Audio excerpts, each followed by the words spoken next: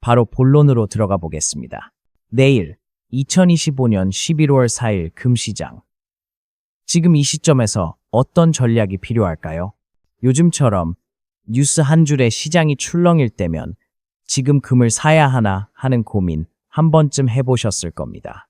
그런데 왜 이렇게 많은 투자자들이 주식도 코인도 아닌 금에 시선을 두는 걸까요? 오늘 이야기는 바로 그 질문에서 시작됩니다. 금은 단순한 금속이 아닙니다. 수천 년 동안 인간이 만들어낸 가장 오래된 신뢰의 형태죠. 전쟁이 터지고 환율이 흔들려도 금은 언제나 가치를 지켜왔습니다. 그래서 시장이 불안할수록 투자자들은 다시 그 빛나는 금속으로 모여듭니다. 지금이 바로 그런 시기입니다. 오늘 11월 3일 기준으로 국내 순금 일가격은 약 182,700원.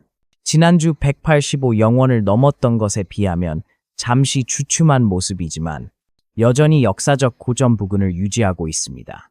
달러 환율이 약세로 돌아서고 미국의 고용 지표가 둔화되면서 투자자들은 다시 금리 인하 가능성을 계산하기 시작했죠. 이 기대감이 바로 금값을 다시 끌어올릴 수 있는 불씨입니다. 하지만 반대편 줄다리기도 만만치 않습니다. 최근 미국 국채 수익률이 여전히 높은 수준을 유지하면서 무이자 자산인 금은 상대적으로 매력이 떨어집니다. 또 중국과 인도의 실물 수요가 둔화되면 단기 조정이 불가피하죠. 즉, 지금 금시장은 상승과 하락의 힘이 팽팽히 맞선 균형 구간에 들어온 것입니다. 그럼 이 상황에서 우리는 어떻게 해야 할까요? 결론부터 말하자면 지금은 방향을 예측하기보다 구간을 활용할 때입니다. 즉, 18만 원 초반대는 매수 구간, 18만 5천 원대는 매도 구간으로 두고 박스권 전략으로 대응하는 것이 현명하다는 뜻이죠. 물론 17만 8천 원선이 깨지면 손절을 반드시 고려해야 합니다. 지금은 수익보다 생존이 더 중요한 구간입니다. 시장은 언제나 움직입니다. 그리고 금은 그 움직임의 끝에서 신뢰를 상징합니다. 내일의 금값을 예측하기보다 중요한 건 변화에 대비한 시나리오를 갖고 있느냐 하는 겁니다. 오늘 이 시간 여러분의 전략에도 작은 균형점이 생기길 바랍니다. 금시장을 이해하려면 단 한 가지를 기억해야 합니다. 금의 가격은 달러와 금리라는 두 축 위에서 움직입니다. 이 둘은 언제나 서로 다른 방향으로 힘을 주죠. 그래서 지금의 시장을 한마디로 표현하자면 달러 약세가 금값을 밀어올리고 금리 강세가 다시 끌어내리는 팽팽한 줄다리기 구도입니다. 먼저 달러 쪽부터 보죠. 최근 미국의 소비자 물가 상승률이 예상보다 낮게 나오면서 달러 가치가 약세로 돌아서고 있습니다. 달러가 약해진다는 건 다른 통화로 금을 사는 투자자 입장에서는 금이 더 싸진다는 뜻이죠. 이런 흐름이 이어지면 글로벌 금 수요는 자연스럽게 늘어나고 가격은 서서히 상승 압력을 받습니다. 하지만 금리의 벽은 여전히 높습니다. 미 연준은 아직 물가가 완전히 잡히지 않았다는 이유로 추가 인하보다는 현상 유지에 무게를 두고 있죠. 이 말은 즉, 이자를 받을 수 있는 자산이 여전히 유리하다는 뜻입니다. 결국 투자자들은 무이자 금을 살 것인가, 이자 주는 채권을 살 것인가를 저울질하게 됩니다. 이 심리 싸움이 금값을 일정 구간 안에 묶어두는 핵심 요인입니다. 그리고 여기에 지정학적 불안이 불을 지피고 있습니다. 중동의 긴장, 유럽 경기 둔화, 아시아 환율 변동, all of these make people nervous. 시장이 흔들릴수록 사람들은 본능적으로 안전자산인 금으로 피난하죠. 그래서 금값은 떨어지지 않지만 그렇다고 치솟지도 않는 겁니다. 바로 지금이 그 균형점입니다. 결국 이 구간에서 중요한 건 예측이 아닙니다. 반응입니다. 달러가 약세로 전환될 때 금은 곧바로 반등의 신호를 보낼 것이고 금리가 다시 강세로 돌아설 때는 즉시 방어적 포지션으로 전환해야 합니다. 시장은 매일 변하지만 원칙은 단 하나죠. 흐름을 읽는 자만이 기회를 잡는다. 금값을 이야기할 때 많은 사람들이 국제 시세만 봅니다. 하지만 실제로 우리의 투자 수익률을 결정짓는 건 국내 시장의 미세한 흐름입니다. 같은 온스 금이라도 환율과 수수료, 그리고 시기마다 다른 유통 구조가 가격에 큰 차이를 만들어내죠. 먼저 가장 직접적인 변수는 환율입니다. 달러가 약세라도 원화가 더 약하면 국내 금값은 오히려 오를 수 있습니다. 즉, 달러당 환율이 1,400원을 넘어서는 순간 금일계 원화 기준 가격은 국제 시세보다 더 빠르게 올라갑니다. 그래서 해외 뉴스만 보는 건 절반의 정보에 불과하죠. 진짜 금시장을 이해하려면 달러 지수와 원달러 환율을 동시에 봐야 합니다. 두 번째 변수는 수요의 계절성입니다. 한국은 유난히 10-12월 사이 금 거래량이 늘어납니다. 결혼, 연말 선물, 회식 시즌, all of these mean one thing. 실물 수요가 집중된다는 뜻이죠. 이 시기에는 국제 시세가 그대로여도 국내 금은 매도보다 매수가 많아져 시세가 상대적으로 강세를 보입니다.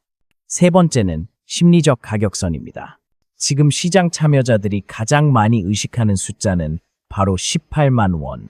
이 선이 깨지면 매도세가 몰리고 반대로 지켜내면 매수세가 한 번에 들어옵니다. 그래서 단순히 차트의 선이 아니라 수많은 투자자들의 심리의 경계선으로 봐야 합니다. 그렇다면 개인 투자자는 어떻게 해야 할까요? 지금은 공격보다는 기회 관찰의 구간입니다. 단기 매매를 노리는 사람이라면 18만 원 부근에서 분할 매수를, 장기 투자자는 17만 8천 원 이하에서 확실한 저점 매수를 고려할 만합니다. 무엇보다 중요한 건 욕심보다 계획입니다. 금은 단기 수익의 도구가 아니라 불확실한 시대의 보험이라는 점을 잊지 마세요. 이제 본격적으로 내일 금시장이 어떤 움직임을 보일지 세 가지 경우로 나누어 살펴보겠습니다. 오늘 우리가 짚을 건 예측이 아니라 준비된 대응 시나리오입니다. 시장은 언제나 불확실하지만 그 안에서도 방향은 명확히 만들어집니다. 마리트, 상승 시나리오 달러 약세, 플러스 안전자산 선호. 만약 내일 미국 달러 지수가 추가로 하락하거나 중동 유럽의 불안이 다시 확대된다면 금은 즉각 반등할 가능성이 높습니다. 특히 18만 5천 원의 저항선을 강하게 돌파한다면 심리적으로 새로운 상승 구간에 진입하는 신호가 됩니다. 이때는 추격 매수보다는 이미 보유한 포지션의 일부 이익 실현이 좋습니다. 왜냐하면 강세장은 기회도 크지만 조정 속도 또한 빠르기 때문이죠. 조정 시나리오, 금리 불확실성, 플러스 차익 실현, 반대로 내일 새벽 발표되는 미국 경제 지표가 예상보다 강하게 나오면 금리 인하 기대가 꺾이면서 금값은 단기 조정을 받을 수 있습니다. 이 경우에는 18만 원이 지지선 역할을 하게 됩니다. 가격이 그 근처에서 버틴다면 단기 하락 후 반등을 기대할 수 있고 그 아래로 내려간다면 17만 8천 원까지 추가 조정이 열릴 가능성이 있습니다. 이 구간에서는 성급한 매수보다는 관망과 분할 접근이 유리합니다. 돌파 시나리오, 예상 밖 변수의 등장. 가장 흥미로운 경우는 예상치 못한 뉴스, 예를 들어 중앙은행의 대규모 금매입 발표나 갑작스러운 지정학 리스크 폭등 같은 사건입니다. 이때는 기술적 저항선이 무의미해지고 시장이 감정의 속도로 움직입니다. 만약 그런 흐름이 나온다면 평소 계획해둔 익절 구간을 반드시 지키세요. 폭등장일수록 판단이 흔들리기 쉽습니다. 결국 세 가지 시나리오의 핵심은 하나입니다. 예측이 아니라 대비. 지지선 18만 원과 저항선 18만 5천 원, 그리고 손절선 17만 8천 원. 이 세 가지 숫자를 머릿속에 그려두는 것만으로도 내일의 시장을 훨씬 명확하게 볼 수 있을 겁니다. 지금 시장에서 가장 많이 들리는 말은 언제 살까입니다. 하지만 진짜 중요한 질문은 그게 아닙니다. 언제 멈출까? 어디서 지킬까? 입니다. 리스크 관리는 단순한 방어가 아니라 생존을 위한 전략이기 때문이죠. 금 투자는 겉보기엔 단순합니다.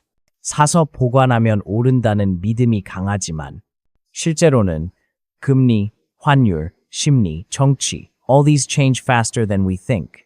그래서 금을 투자 자산으로 보려면 먼저 손실 구간을 명확히 정해야 합니다. 예를 들어 17만 8천 원 아래로 떨어지면 즉시 정리한다.